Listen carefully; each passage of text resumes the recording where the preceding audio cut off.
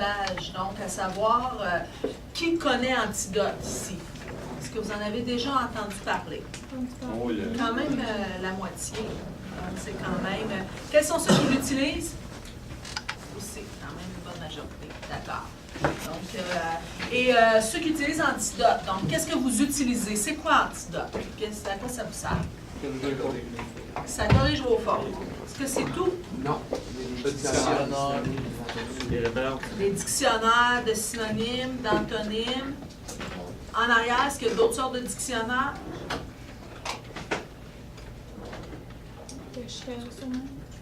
Vous êtes quand même déjà là, pas mal bon. Donc, Antidote est séparé en 3 parties. On peut dire, donc, hein, le correcteur des textes, c'est un tiers. Les dictionnaires, c'est un autre tiers. Oui, on a les dictionnaires traditionnels, donc l'équivalent de votre petit Robert, de votre petit Larousse, vous allez l'avoir dans Antidote.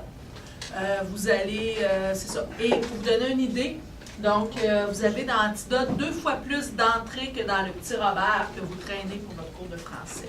Donc ça veut dire que 2 fois plus, une entrée, c'est plus ou moins un mot selon les sens les différents sens qu'il peut avoir. Ensuite de ça, on va aussi avoir des guides orangés. Les dictionnaires sont associés à la couleur vert.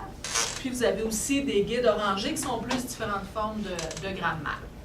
Donc, quand vous arrivez dans les postes de travail, j'ai oublié de vous le dire tout à l'heure, vous avez remarqué, hein, depuis que vous êtes arrivé au cégep au milieu d'août, donc, ils vous le demandent. Quand vous arrivez sur un poste, hein, vous entrez votre numéro de DA, votre code permanent. Là, si vous ne le demandez plus aujourd'hui, peut-être ils vous l'ont déjà demandé. Est-ce que vous voulez installer Antidote sur le poste de travail? C'est important de répondre oui. Puis, ensuite de ça, puis là, il va vous demander pour l'installer où? Rappelez-vous, c'est quoi dans quel programme est-ce qu'on peut? Word. Excel. PowerPoint. Outlook. Et finalement, Explorer. Vous pouvez aussi corriger des pages web. Donc, dans tout ça, Antidote peut être installé. Qu'est-ce qui va arriver? Si vous avez répondu, si mademoiselle C a répondu oui, donc sur cet ordinateur-là, il va toujours être installé sur le poste de travail-là. Si à un moment donné, elle change d'ordinateur, elle s'en va sur l'autre à côté, la première fois qu'elle va l'utiliser, on va lui redemander. Donc, si vous changez d'ordinateur, hein, on a à peu près là, 4 fois 30 dans les laboratoires ici, bien, à la limite, si vous faites les 120 ordinateurs, on va vous le demander 120 fois. On l'a aussi au cégep dans tous les centres d'aide, on l'a au CAF. S'il y en a qui vont travailler au Vivoire, à la bibliothèque, peut-être moins pour vous autres, mais centre d'aide, sciences, maths en haut, en langue moderne, etc. Donc, vous avez vraiment la version Antidote HD partout au cégep qui est disponible là, pour vous autres. Si vous répondez non, malheureusement, à votre ordinateur pour installer Antidote, l'ordinateur va fonctionner quand même. Mais le poste, il va retenir que vous avez répondu non, donc vous ne pourrez plus le remettre Antidote après dessus. Si vous avez répondu non le 20 août quand vous êtes arrivé, et là, il va falloir que vous changiez d'ordinateur. Si vous avez répondu non ici, il faut aller sur l'ordinateur voisin. Là, si vous répondez oui, vous allez l'avoir. Si jamais vous courez les ordinateurs dans le coin et vous avez répondu non sur 40 ordinateurs depuis le début de la session, et que vous aimeriez pouvoir intégrer Antidote, parce que là, vous allez découvrir tout ce qui est possible avec ça, vous pouvez retourner voir les techniciens au Carrefour technopédagogique. Eux autres, c'est possible qu'ils réinitialisent votre compte. Donc, ils vont faire perdre la mémoire, tout ce que vous avez fait sur les ordinateurs, les installations depuis le début de la session. Puis là, vous allez pouvoir, ils vont vous demander si vous voulez mettre Antidote. C'est une chose qui est possible, mais attendez vraiment à la dernière minute. N'oubliez pas que si vous êtes toujours assis à la même place ici le lundi matin, bien, si vous changez de poste, vous allez pouvoir avoir Antidote. Ça va être possible. Pour ouvrir Antidote, vous allez l'avoir en bas à droite de votre ordinateur. Antidote, c'est une fiole, hein, un Erlenmeyer jaune et vert de chimie. À droite, vous l'avez ici. Vous cliquez avec le bouton droit de votre souris. Et là, on a correcteur, dictionnaire, guide en haut. Nous autres, on va choisir les dictionnaires. C'est ce que je vais vous présenter principalement ce matin. On a pour une bonne vingtaine de minutes avant que je vous présente les correcteurs ensuite.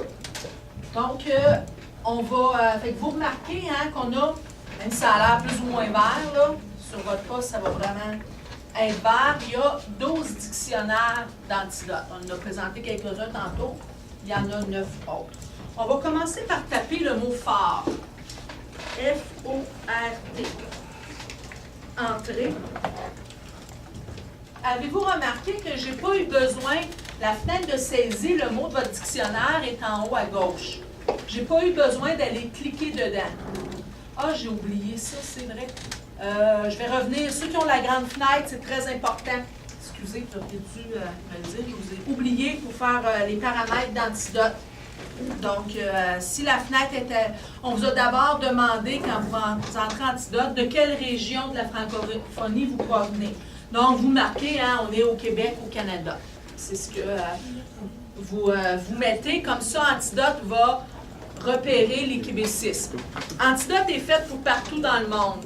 Donc, hein, vous pourriez marquer France, Belgique, Afrique, Antilles, française, etc. Donc, nous autres, on met ça. Ensuite, on va mettre le Québec. Ensuite, on vous demande si vous êtes de langue maternelle française. La majorité d'entre vous allez marquer oui. Il y a uniquement les anglophones qui ça va être recommandé de marquer non. Et les anglophones qui vont traduire encore des structures, hein, comme je suis 25 ans pour I'm 25 years old. S'ils ont compris qu'il faut qu'ils utilisent le verbe avoir en français, là, on va leur dire de cocher langue maternelle française. Ensuite de ça, on vous demande si votre habileté est assez bonne, plus ou moins bonne, etc. Vous y allez avec le centre. C'est l'idéal pour les détections d'antidote. Donc, au milieu. Est-ce que vous êtes un homme, une femme ou les deux? À quoi ça sert? Moi, mon poste, il est programmé à une femme. Donc, ça va servir à quoi? Si j'écris « Je suis allée à Québec », si j'oublie d'accorder mon participe passé avec « être », avec le « je », j'ai dit que c'était une femme qui l'utilisait. Donc, il va mettre une erreur si je ne mets pas de « e ». Ce qui ne sera pas le cas si c'est un homme qui l'utilise ou si on a marqué les deux. Les deux vont surtout servir, ce que je recommande, les secrétaires, ici au premier, hein, qui écrivent toujours pour le directeur. Eux autres pourront mettre les deux, ça va leur éviter d'avoir une erreur. Puis, c'est eux autres qui décident à ce moment-là là, comment ils vont faire leurs accords. Bon, soit participe passé avec elle, certains adjectifs aussi, dépendamment. Ensuite, on vous demande pour les rectifications orthographiques, est-ce que c'est ça? Oui. Les rectifications orthographiques, donc, est-ce que vous voulez la graphie traditionnelle, la nouvelle orthographe ou les deux, encore une fois? Donc, c'est quoi les rectifications orthographiques? C'est la nouvelle orthographe qui a été adoptée par l'Académie française en 1992. En ce moment, on est en période de transition. Ça va faire 20 ans l'année prochaine. Donc, les deux orthographes sont acceptées. Vous pouvez écrire d'une façon ou d'une autre, puis tout est bon. Donc, exemple, maintenant, c'est pas n'importe quoi, n'importe comment. Il y a à peu près 6 ou 7 règles qu'on peut respecter, qu'on doit respecter si on écrit en nouvelle orthographe. C'est-à-dire, par exemple, les accents circonflexes sur les i et les u ne sont plus obligatoires en français. C'est une des premières choses qu'on va voir. Oui? Je pense que c'est soit l'un ou l'autre. Hein? C'est l'un ou l'autre, oui. C'est sûr. On va les deux mix en même temps. Bien, c'est sûr que, bon, il y en a que, par exemple, si je vous parle du mot événement, c'est peut-être un des premiers qu'on a appris au primaire. Je sais que moi, on m'a montré, là, c'est un des premiers mots où on m'a dit, maintenant, c'est accepté. Hein, quand j'étais petite, on m'a appris à écrire événement, deux accents aigus. Même ici, on dit événement. Là, ils ont changé ça, que maintenant, on peut mettre un accent grave.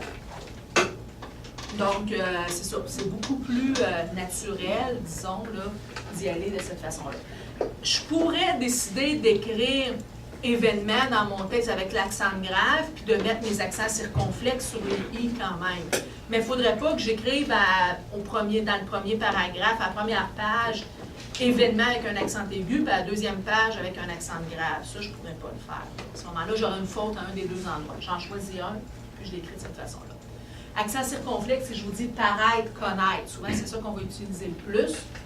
Donc, c'est important. Si j'enlève mon accent circonflexe à connaître, bien, dans tout mon travail, j'en mets pas. Donc, si je décide, je peux le laisser là, pas de problème, je n'aurai pas d'erreur, là, comme je l'ai appris.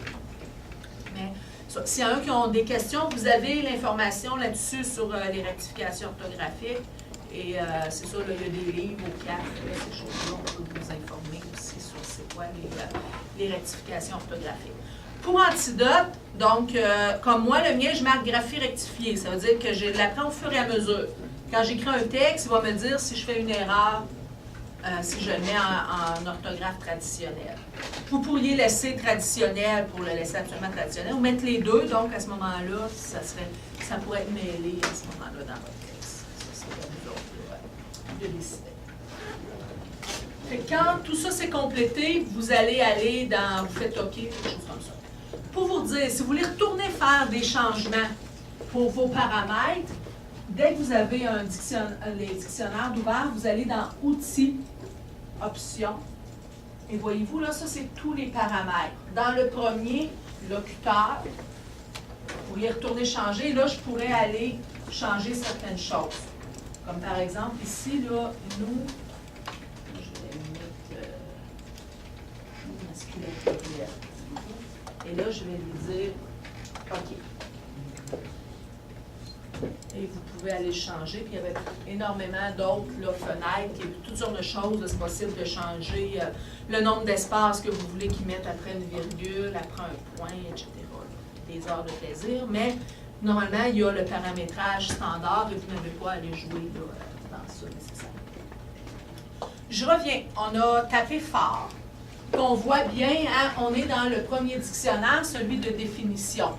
Donc, l'équivalent des dictionnaires que vous utilisez le plus, un petit Robert ou un petit Larousse. On me dit au centre que fort est adjectif d'abord. On me dit aussi qu'il peut appartenir à d'autres classes de mots. Et là, vous avez des exemples. Pour chaque losange vert, c'est un sens différent de l'adjectif fort. On peut descendre, voyez-vous, vous avez là énormément de choses qui sont possibles. On remonte, et là, je vous reviens ici, en bas à gauche. On voit fort est d'abord adjectif. Si je veux savoir quand est-ce que fort est adverbe, je clique sur le deuxième, et là, on va avoir, j'ai travaillé fort hier pour terminer mon travail pour aujourd'hui. Je vais, c'est ça, donc différentes choses. Là. Je parle fort, il y a frappé fort au hockey, etc. Donc, dans ces sens-là, on a des exemples ici où fort est adverbe. On poursuit, fort non. Les forts et les faibles. Vous avez même un peu plus bas, et c'est là qu'on voit que Antidote va avoir énormément de marques. Regardez en bas complètement, hein, le fort de neige. Et là, on a une marque Québec. C'est un québécisme pur. Hein? On ne trouvera pas cette réalité-là ailleurs dans la francophonie. Vous avez d'autres également des domaines de spécialité. La marine. On va voir tout à l'heure familier, soutenu, toutes sortes de marques donc qui vont vous aider à connaître là, davantage de vocabulaire. Autant en français, vous allez voir France-Belgique aussi, toutes sortes de choses comme ça. On a même l'autre ici. Regardez, on a un Québec familier. Voyez-vous, une autre entrée là qu'il y a dans les dictionnaires. On regarde en bas, on est dans mots proches. C'est ceux qui ont beaucoup de difficultés d'orthographe en français. Aussi, il y en a qui ont des diagnostics de dyslexique, dysphasique, ces choses-là. Vous pouvez regarder ici, ceux-là peuvent avoir droit à Antidote là, pour faire leurs différents travaux. Donc, quand on descend, si vous commencez à taper un mot, on vous offre d'autres graphies semblables. Donc, par exemple, que j'aurais voulu parler de la Ford de mon grand-père, puis que là, j'ai tapé F-O-R-T, bien, si je vais voir ici, voyez-vous, là, je peux avoir ma définition. Voyez-vous qu'il y a des mots, des noms propres aussi, dans Antidote. On a, là, les noms propres il y en a pas autant que des noms communs, mais il y a un certain nombre de noms propres aussi qui sont disponibles.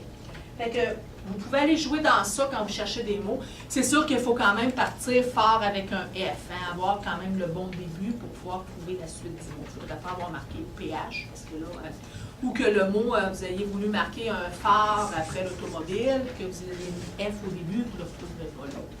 mais quand même, là, ça peut vous être très utile. Je vais passer au deuxième. On va revenir à fort adjectif et on passe au deuxième dictionnaire. Voyez-vous les locutions. C'est quoi une locution? Comment ça se dit? Hein?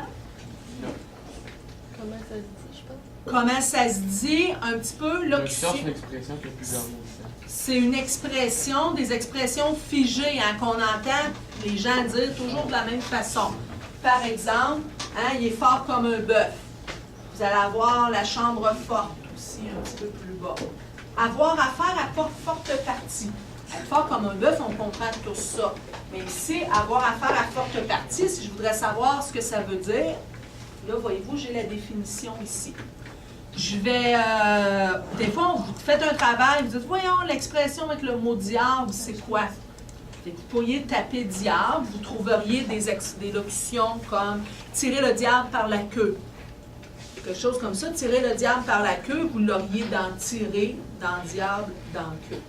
Dans le dictionnaire des locutions de tous ces mots. On poursuit avec les synonymes. Celui que vous allez utiliser le plus sûrement sur Antidote, à part là, le correcteur. Voyez-vous, on a un premier sens, hein, doué de force physique. Ensuite, on a autre chose plus bas. Disons que vous avez une recherche sur les hommes forts du Québec à faire. Vous vous rappelez, vous avez à faire ça, ou l'esprit de la force en philosophie, quelque chose comme ça. Là, vous voulez parler là, des hommes forts. Donc, la dernière fois que vous avez fait un résumé, votre professeur vous a dit « Fais attention, tu répètes toujours les mêmes mots. » Donc là, vous dites « Je vais faire attention. » Là, ça fait 3 fois déjà que j'écris le mot « fort » dans ma première page. Je dis « Je vais aller varier. » Fait que vous pouvez aller, à partir de Word, si vous écrivez dans Word, vous pouvez surligner « fort ». Et là, je vais vous montrer tout à l'heure, dans l'onglet Antidote, vous avez accès au dictionnaire. Messieurs, sur le côté, pouvez-vous quitter Léa, s'il vous plaît?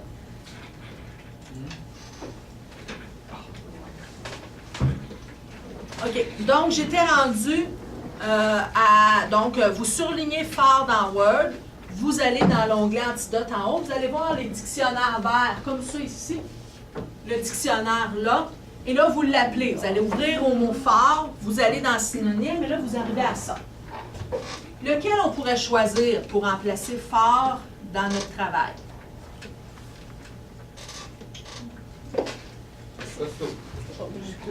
Costaud, musclé, puissant, bâti. Voyez-vous, on a quand même énormément, plusieurs choix. Si je veux savoir la différence, regardez, si je vais sur costaud ici, j'écris costaud, ça change à droite. J'ai immédiatement la définition de costaud. J'y vais avec musclé, voyez-vous, les différences ici apparaissent aussi. Puissant, ça apparaît là. Fait qu'on est en mesure de choisir tout de suite lequel ferait notre affaire. Est-ce qu'il y en a qui seraient tentés par Bréviling? Hein, avez-vous envie de jouer un tour à votre prof de philo?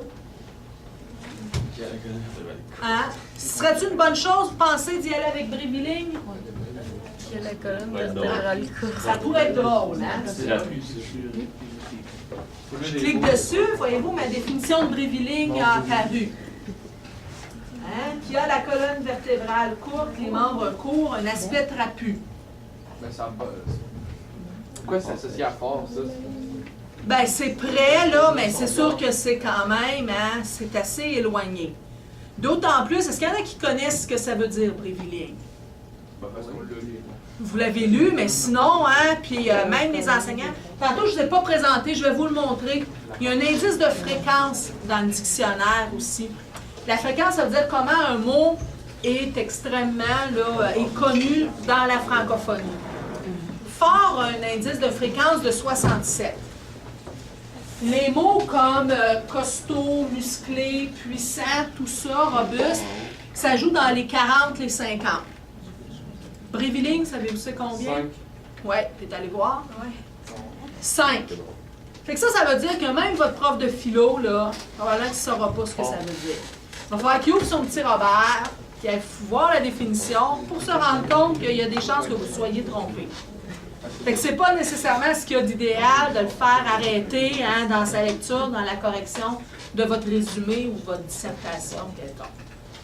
Fait que, mais on a quand même beaucoup de choix avec tout ce que vous avez nommé tantôt. Là, on pourrait faire quelque chose de bien, varier le vocabulaire pour avoir un texte de niveau collégial, hein, pas rester à un texte de niveau de début secondaire ou primaire. Puis, avec costaud, musclé, puissant, etc., vous pourriez varier votre texte sans que le prof vous dise « tu répètes toujours les mêmes mots ». J'ai fait mon choix. Disons que j'ai choisi « puissant ». Fait que j'étais partie, hein, j'avais surligné mon mot dans Word, j'avais appelé les dictionnaires, je vais voir les synonymes pour décider lequel je prends. Il y a une fenêtre en bas, j'ai choisi « puissant ». Voyez-vous ici? « Puissant » apparu là, et là c'est marqué « remplacer ». Si je clique sur « remplacer » ici, il va me ramener dans Word et il va avoir changé. Ce sera plus fort qui va être écrit. Ça va maintenant être marqué puissant. Puis si c'était des femmes fortes, si vous aviez mis forte TES, il va réécrire puissant avec TES, là, donc puissante. Parce que exactement de la même façon qu'il était dans le texte original. On poursuit le petit frère de synonymes, antonymes. Fait que voyez-vous, il y a 7 sens différents pour les contraires de fort. On va changer de mot. On va y aller avec sortir. Pourquoi on va aller voir un verbe?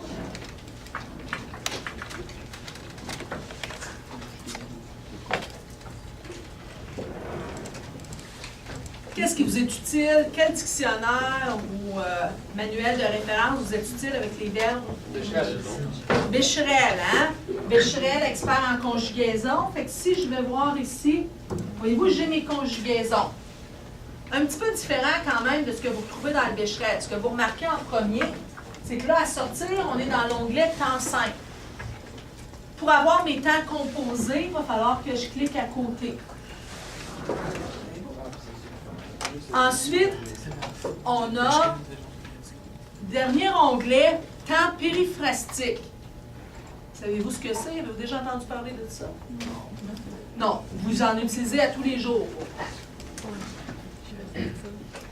Je vais sortir à l'évasion vendredi soir. Hein, on dit tous ça. On va même dire ça bien avant de dire « je sortirai à l'évasion vendredi soir ». Je viens de sortir. Hein, je viens de finir mon devoir ce matin pour le cours de tantôt.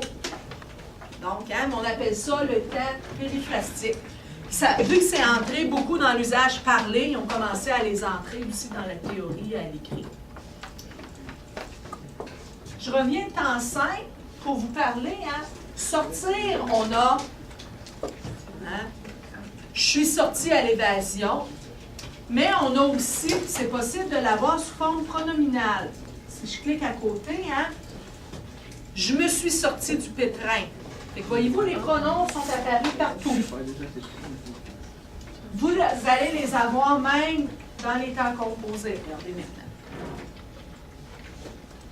Temps composé, je reviens à la forme régulière, sortir. Je suis sortie.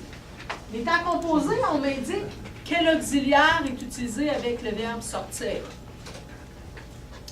Je suis sortie au cactus samedi soir. Et là, dans ce cas-là, si c'est moi qui disais ça, il faudrait que je fasse attention quand je vous ai dit tout à l'heure. Hein, je suis sortie. On sait que, pour savoir comment, on a un participe passé avec être. Voyez-vous, participe passé employé avec être. Dès qu'on voit la couleur orange arriver, on peut faire appel au guide. Ça, c'est de la grammaire qui va apparaître. Si je clique ici, ça ouvre en orangé, c'est minuscule. Je vous agrandis ça. Et là, voyez-vous, vous avez la règle. Hein, un participe passé avec l'auxiliaire être s'accorde avec le sujet. Et un certain nombre d'exemples. Comme vous auriez si vous ouvriez votre grammaire. On peut fermer, puis là, vous avez d'autres liens hein, vers, voyez-vous, un participe passé pronominal. Vous pouvez avoir participe passé avec l'auxiliaire avoir aussi. Toutes les règles sont là. On va refermer celui-là. Voyez-vous, en bas complètement, on peut choisir. Si le sujet est masculin, là, si je dis c'est moi, je suis sortie au cactus samedi soir. Le sujet féminin, là, regardez ce qui apparaît. Les E sont mis. Et les S étaient déjà présents partout pour le pluriel. On me dit auxiliaire être. Est-ce que le verbe sortir, on l'utilise juste avec l'auxiliaire être? Ben, on serait censé. Je suis sorti. Est-ce qu'il y a des cas où on peut dire j'ai sorti? Ben, une chose. J'ai sorti les poubelles. J'ai sorti le chien à 10 h hier soir. Voyez-vous? Il y a une petite erreur. Antidote, on parlait juste d'auxiliaire être. Il y a des cas, hein, on voit la différence. Hein. On sort quelque chose avec l'auxiliaire avoir. J'ai sorti les poubelles. Ou je suis sorti avec mon vélo hier après-midi. Il y a les deux. Es-tu dans la sortie? Je l'ai. Ah, OK, il y a des choix en bas. Ah, bon, ben, je viens d'apprendre quelque chose. Il est là. Merci. Je ne l'avais pas trouvé. Je pensais qu'Antidote avait oublié quelque chose. Et regardez, on vous a même mis un lien orangé ici pour savoir quand est-ce qu'il faut utiliser l'auxiliaire être ou l'auxiliaire avoir en français. Et vous pourriez avoir la référence. Vous autres, vous le savez d'instinct. Tantôt, je vous ai fait réfléchir. Tout de suite, vous avez vu, hein, j'ai sorti les poubelles, je suis sorti magasiner en fin de semaine. Ça se fait tout seul. Ceux qui sont de langue maternelle anglaise, par exemple, c'est vraiment quelque chose auquel c'est pas la première chose qu'ils vont apprendre quand ils apprennent le français. Et il va vraiment falloir qu'ils y réfléchissent beaucoup.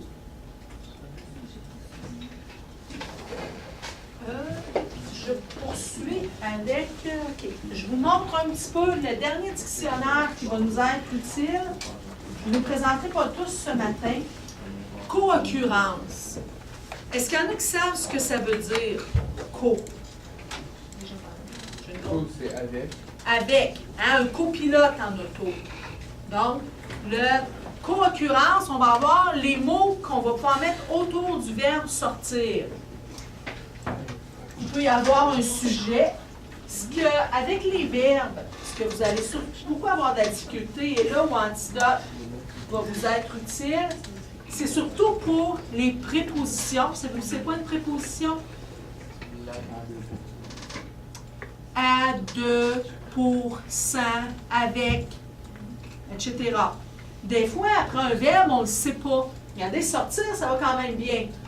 Sortir des urnes, le bébé sort du ventre de sa mère, etc. Là, on vous le dit. Mais regardez, ici en bas, sortir par tous les pores de sa peau. Mystère. On ne dira pas sortir de tous les pores de la peau. Ça sort par tous les pores. Donc, l'antidote peut vous dire. Si vous cherchez plusieurs verbes comme ça, souvent, c'est quand même difficile. Moi, j'ai fait référence régulièrement à ma collègue Audrey au CAF aussi. Il faut regarder dans les dictionnaires, des fois, pour savoir c'est quoi la préposition. Fait que quand vous cherchez dans les co-occurrences, vous êtes en mesure de trouver ça. Je vais revenir à la définition pour vous montrer la colonne de droite. Je ne l'avais pas montré tout à l'heure avec phare. Donc, flexion, voir la conjugaison. Je vais revenir à phare tout à l'heure. F-O-R-T. Est-ce que j'ai toujours mon fort adjectif? Voyez-vous? Flexion. On me dit que fort l'adjectif, hein, il peut se mettre au masculin, au féminin, au singulier, au pluriel. Ça peut vous paraître évident. Peut-être que vous avez appris ça à peu près en 2e, 3e année. On vous a dit on met un S au pluriel, on met un E au féminin. Si vous avez porc-épic à écrire à un moment donné, vous allez peut-être trouver ça utile qu'Antidote vous dise comment il se met au pluriel. Il va vous le dire de la même façon. On a l'étymologie. Savez-vous c'est quoi l'étymologie? L'origine des mots. Donc, fort vient du latin, comme la majorité des mots, comme presque la moitié des mots français. C'est une information supplémentaire. On disait fortis en latin. Vers le 10e siècle, c'est devenu fort. Et là, il a évolué là, jusqu'à aujourd'hui. Et l'indice de fréquence, c'est là que vous l'avez, ce dont je vous ai parlé tout à l'heure. Est-ce qu'il y a des questions sur les dictionnaires?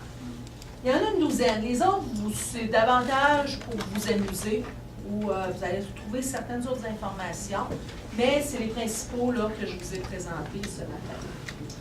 On va faire appel au guide orangé maintenant. Les guides orangés, là,